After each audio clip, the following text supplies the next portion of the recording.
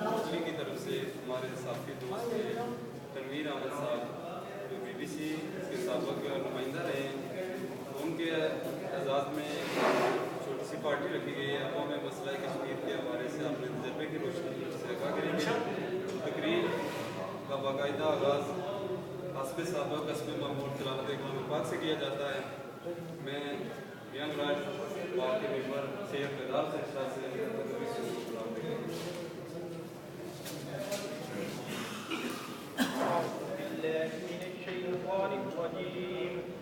بسم الله الرحمن الرحيم والعصر إن الإنسان لفي خسر إلا الذين آمنوا وعملوا الصالحات وتواصوا بالحق وتواصوا بالصبر صدق الله العظيم۔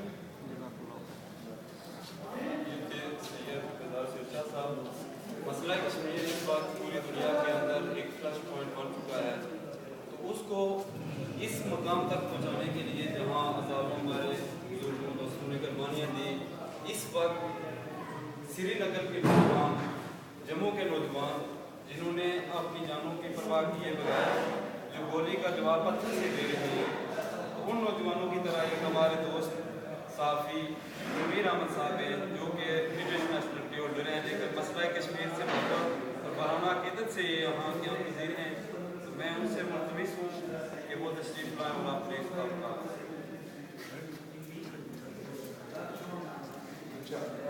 آپ لوگوں کا بہت بہت شکریہ کہ آپ نے ٹائم دیا، اور پہلی بات یہ کہ میں معذرت چاہتا ہوں کہ تھوڑی سی مجھے دیر ہوتی ہے۔ کوشش یہ ہونی چاہیے آدمی کو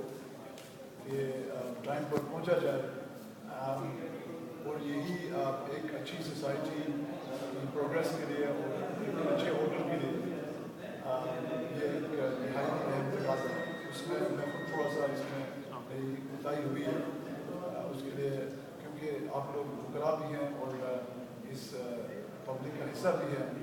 اور اس پبلک کا حصہ ہونے کی حیثیت سے سول سوسائٹی ہے اس کے آپ ممبر ہیں۔ معذرت چاہتا ہوں، بات موضوع کشمیر جس خطے میں ہم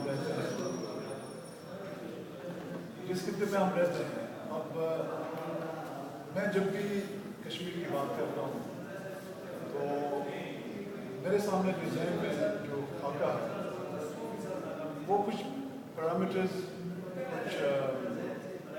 اپنے سامنے کچھ انڈیکیٹرز رکھتا ہوں کہ جس سوسائٹی میں ہم رہتے ہیں کہ اس کا جو اسٹینڈرڈ معیار گورننس کیا ہے۔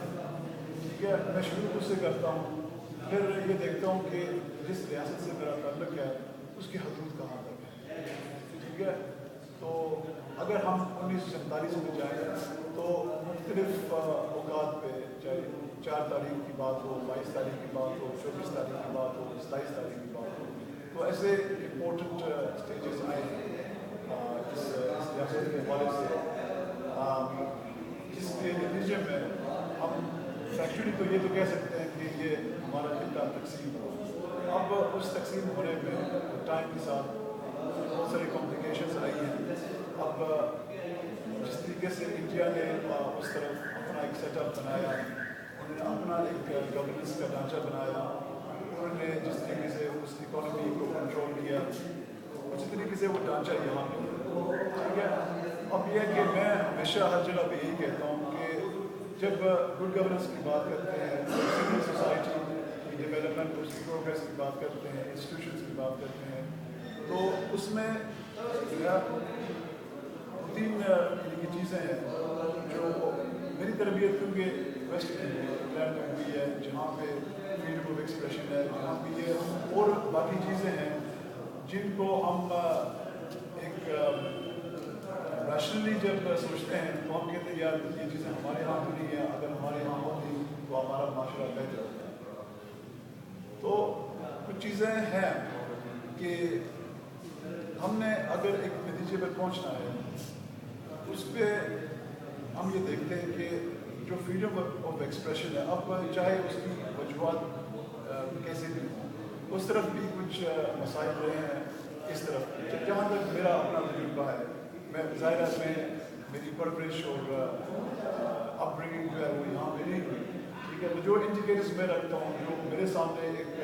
آپ سمجھ لیں کہ جو آئیڈیل ہے یا میجرمنٹ کا جو طریقہ ہے وہ ظاہر ہے یہاں سے بہت مختلف ہے. جو کوٹلی میں رہنے والا آدمی ہو یا اگر بات جائیں جموں میں رہنے والا آدمی, سری نگر میں رہنے والا آدمی, ظاہر ہے وہ اس کی جو ویوز ہیں, اس کی جو اوپینینز ہے وہ اس کے اپنے تجربے کے مطابق ہے. ٹھیک ہے,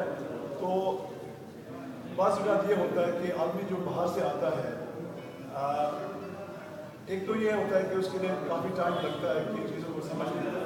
ٹھیک ہے, دوسرا یہ کہ جیسے کہ یہاں کے لوگوں کی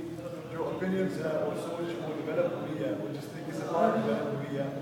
اس میں یہ ہے کہ ہم دیکھ رہے ہیں کہ جو ایک ریاست کی آئیڈینٹی ہے اور جو انٹیگریٹی ہے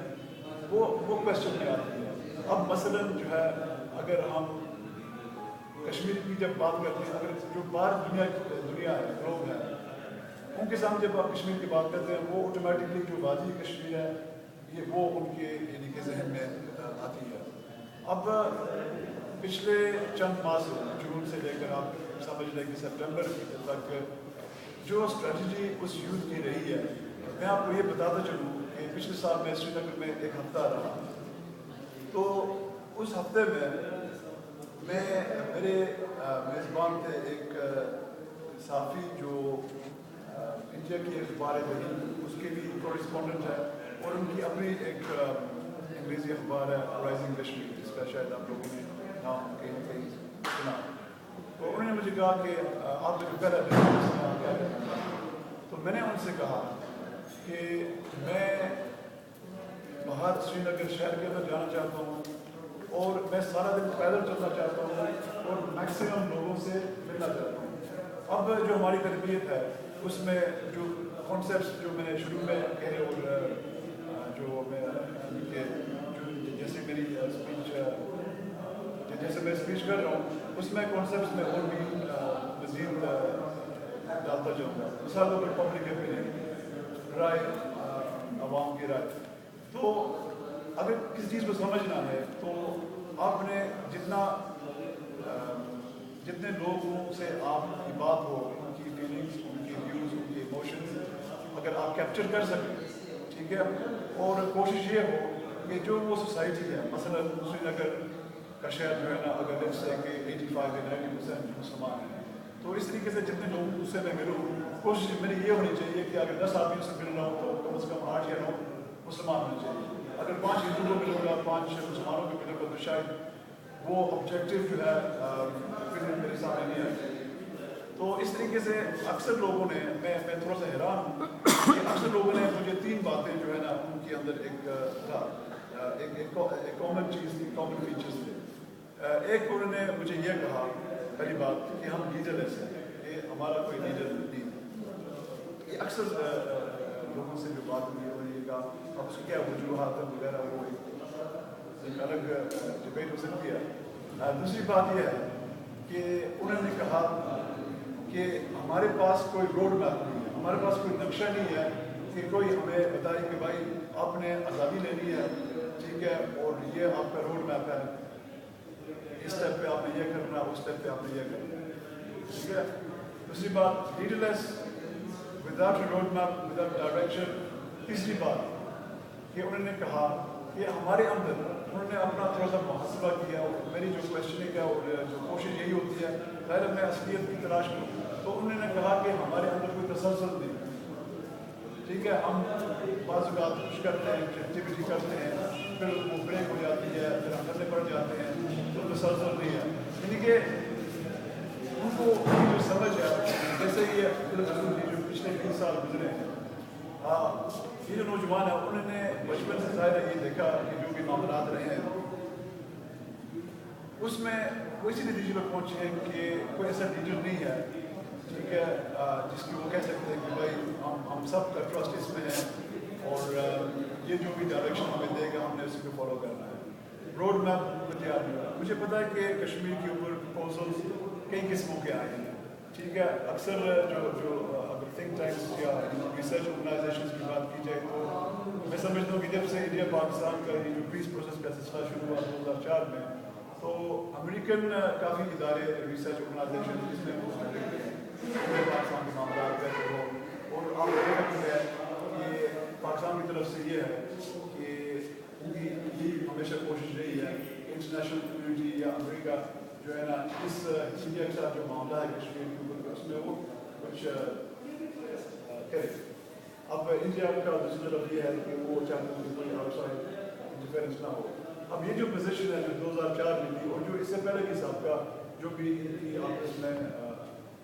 انٹریکشن ہوتی رہی انڈین اور پاکستانی کی، تقریباً یہ باتیں ایک تسلسل سے وہ نظر آ رہی ہیں. ٹھیک ہے، تو ابھی بھی جو سلسلہ ہے یہاں اب ہم آج 2010 میں تو ابھی بھی تقریباً یو کرفیو ہے. انڈیا اور پاکستان کے معاملات اگر ٹھنڈے ہیں تو کسی بھی وقت کسی بھی معاملے کی وجہ سے وہ خراب ہو سکتے ہیں. میں سمجھتا ہوں کہ یہ جو کراس ایل او سی کا ایک سلسلہ چلا لوگوں کی موومنٹس کا اسٹریٹ کا، حالانکہ اس میں بہت سارے مسائل ہیں، بہت سارے پرابلمس ہیں جن کے بارے میں آپ لوگ بھی واقف ہیں. ٹھیک ہے، وہ in actual fact free trade اور فری موومنٹ آف پیپل نہیں ہے. ٹھیک ہے، اگر ہم صرف یہاں آزاد کشمیر کی بات کریں، ٹھیک ہے، تو جو لوگ میں سمجھتا ہوں اکثر لوگ یہاں پہ اکنامی سے کچھ نہ کچھ لوگ زیادہ کچھ لوگ کم شاید. اب ہماری جو ریاست ہے دیکھیے نا، جو لوگ پاکستان کے ساتھ ملنا چاہتے ہیں وہ بھی تو یہی کہتے ہیں نا کہ ہم پوری ریاست کی انٹیگریٹی کی بات کرتے ہیں. ٹھیک ہے، انڈیا جب بھی کوئی بات کرتا ہے تو وہ آپ کو یہ کہتا ہے کہ یہ جو پوری ریاست ہے باشمول جو ایج کے بنائے جو پاکستان ہے وہ